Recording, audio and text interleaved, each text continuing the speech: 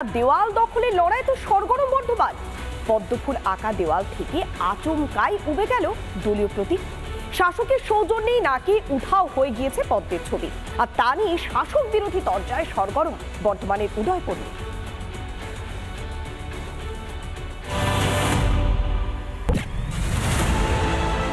দেওয়াল জুড়ে ফুটেছিল পদ্ম, আচমকাই উঠাও। কোথায় গেল বিজেপির সেই দলীয় প্রতীক? প্রশ্ন তুলে সরব বিজেপি। বর্ধমানের উদয়পল্লী এলাকায় বিজেপির দেওয়াল লিখনে বাধা দানের অভিযোগ। কাঠগোড়ায় শাসক দল তৃণমূল কংগ্রেস। বর্ধমান দুর্গাপুরের বিজেপি প্রার্থী দিলীপ ঘোষের অভিযোগ, বিজেপিকে ভয় পাচ্ছে তৃণমূল, তাই দেওয়াল লেখাতেও ভয় দেখাচ্ছেন বিধায়ক অনুগামীরা। তৃণমূল দেখতে পাচ্ছি না তো, খালি পতাকা দেখছি। তৃণমূল কোথায় আছে? কেন্দ্রীয় কদিন হাঁটলেন সকালবেলা বিকালবেলা, তারপর দেখি তাকেও দেখা যাচ্ছে না। ওরা আমাদের দেওয়াল লিখনে ওদের খুব কষ্ট। কালকেও মারপিট করার চেষ্টা করেছে সেখানে। আমাদের নেতার বাড়ির দেওয়াল লিখছি, সেখানেও কষ্ট। এমএলএ লোক পাঠিয়ে ঝামেলা করছে। তো আমাদের আটকাবার চেষ্টা না করে যাও না পাবলিকের কাছে, পাবলিক ভোট দেবে। কারণ পাবলিকের কাছে যাওয়ার মুখ নেই। ওদের নেতা বলেছে না, লজ্জা করছে ভোট চাইতে, এরপর ভয় করবে ভোট চাই। অন্যদিকে বিজেপি নগর মণ্ডলের সম্পাদকের অভিযোগ, দলীয় কর্মীদের বারবার টার্গেট করছে শাসক দল, এমনকি ইট পাটকেল ছোড়া হয় বলে অভিযোগ ওঠে। আমরা কালকে দেওয়াল লিখছিলাম, ওইটা কমপ্লিট করেছি, এটা লিখতে গেছি, তখনই এক গাদা টিএমসি হারমাত এখানে জড়ো হয়েছে, আশেপাশে এখানে জড়ো হয়েছে। জড়ো হওয়ার পর আমাদেরকে ঠেট দিতে শুরু করে দিচ্ছে এবং আমাদের দেওয়াল লিখতে দেবে না, জয় বাংলা স্লোগান দিচ্ছিল। একদা বাম দুর্গ বর্ধমান বর্তমানে তৃণমূলের শক্তিশালী ঘাঁটি। বিজেপির যাবতীয় অভিযোগ নস্যাৎ করেছে শাসক দল। এরকম কোনো ঘটনার কথা আমাদের জানা নেই, কারণ তৃণমূল কংগ্রেস নিজের দিক থেকে যথেষ্ট শক্তিশালী। তো তৃণমূল কংগ্রেস কোনো রাজনৈতিক দলকে দেয়াল লিখন করতে বা প্রচার করতে বাধা দেবে, এটা আমরা মনে করি না। কারণ সমস্ত রাজনৈতিক দলই প্রচার করছে। দোরগোড়ায় নির্বাচন, জোর কদমে চলছে নির্বাচনী প্রচার। আর এবার দেওয়াল লিখনকে ঘিরে শাসক বিরোধী তরজায় সরগরম বর্ধমান। পূর্ব বর্ধমান থেকে সন্তোষ দাস, রিপাবলিক বাংলা।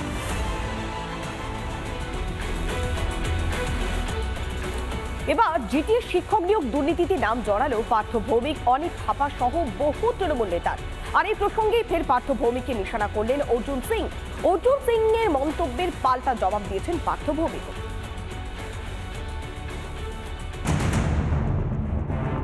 এক অজ্ঞাত পরিচয় ব্যক্তির পাঠানো চিঠিতে পার্থ ভৌমিকের নাম পান তদন্তকারীরা। জিটিএ নিয়োগ দুর্নীতি সংক্রান্ত চিঠিতে নাম ব্যারাকপুরের তৃণমূল প্রার্থীর।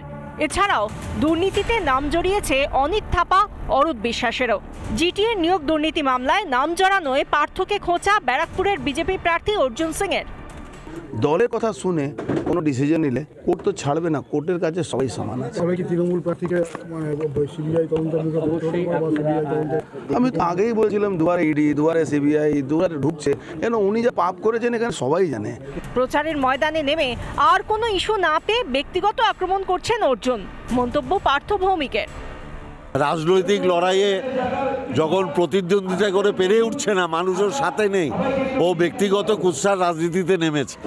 ও হেরে যাবে বলে, হেরে যাওয়ার ভয়, যারা হেরে যায় তারা ব্যক্তিগত কুৎসা করে, আর যারা ব্যক্তিগত কুৎসা করে তাদের জীবনে মানুষ মনে রাখে না। রেশন দুর্নীতি মামলায় গ্রেফতার হয়েছেন জ্যোতিপ্রিয় মল্লিক। এবার জিটিএর শিক্ষক নিয়োগ দুর্নীতিতেও নাম জড়ালো উত্তর 24 পরগনার আরেক মন্ত্রীর, যা নিয়ে সরগরম ভোটের ময়দান। রিপাবলিক বাংলা। স্লোগান চলছে, অর্জুন সিং জিন্দাবাদ। ভাবছেন তো এ আবার নতুন কি? না, এখানেই টুইস্ট। কেননা পার্থ ভৌমিককে দেখে অর্জুন সিং জিন্দাবাদ এই স্লোগান সোশ্যাল মিডিয়াতে ইতিমধ্যেই ভাইরাল সেই ভিডিও। ভোটের আগে জানি বিড়ম্বনায় পড়েছে তৃণমূল কংগ্রেস। যখনই বিষয়টি জানাজানি হয়েছে তারপরে ধামা চাপা দেওয়ার চেষ্টা করছে শাসক শিবির। পার্থ ভৌমিককে দেখে ব্যারাকপুরের বিজেপি প্রার্থীর নাম ঘোষণা। পার্থ ভৌমিকের সামনেই অর্জুন সিং জিন্দাবাদ স্লোগান। সোশ্যাল মিডিয়ায় ভাইরাল ভিডিও।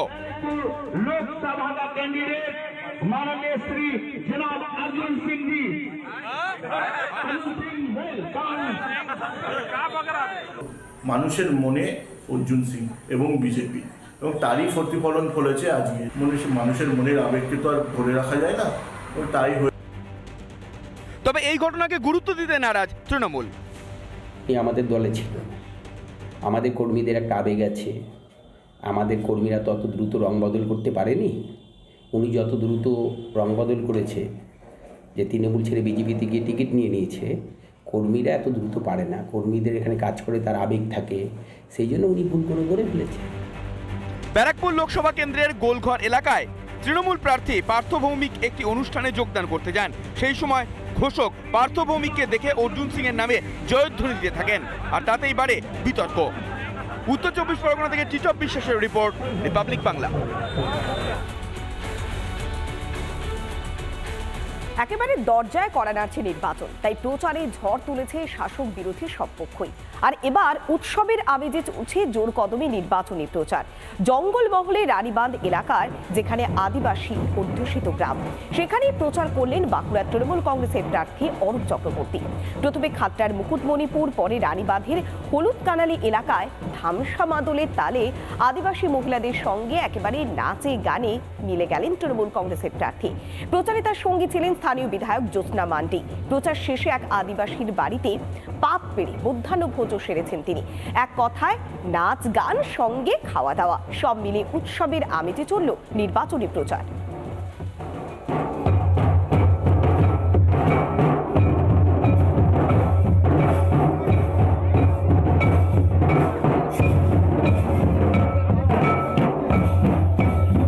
প্রচারের ঝড় আমি এলাম গ্রামে, তা ঝড় তো এরাই তুলে দিল।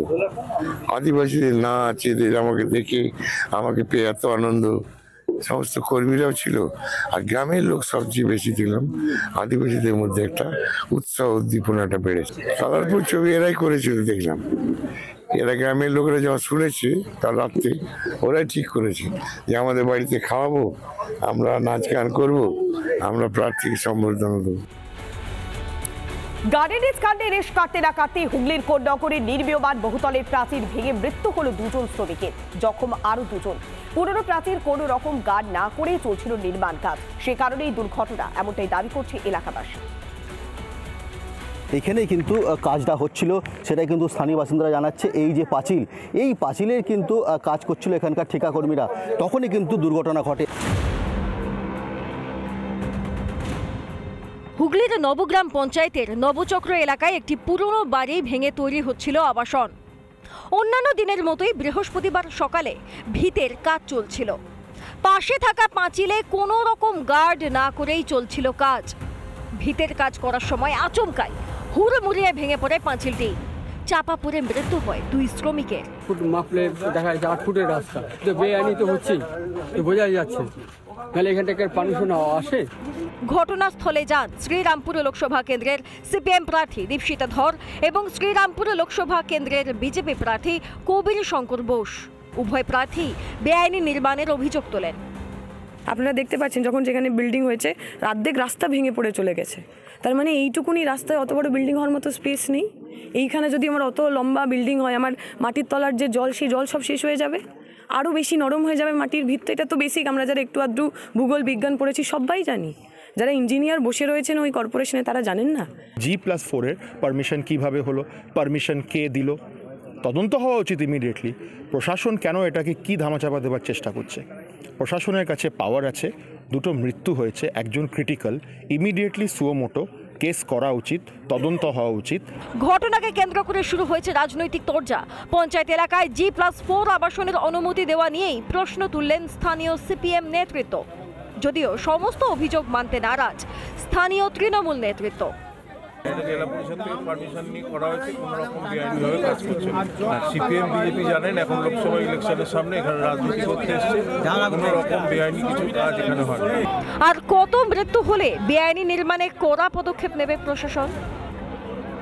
পক্ষ থেকে পাশাপাশি এই যে ঘটনা, সেই ঘটনা খতিয়ে দেখে তদন্ত করা হবে, কারণ হচ্ছে আইনের পথে চলবে, এমনটাই কিন্তু জানাচ্ছেন এখানকার পঞ্চায়েত প্রধান। হুগলি থেকে সুজিত গৌর, রিপাবলিক বাংলা।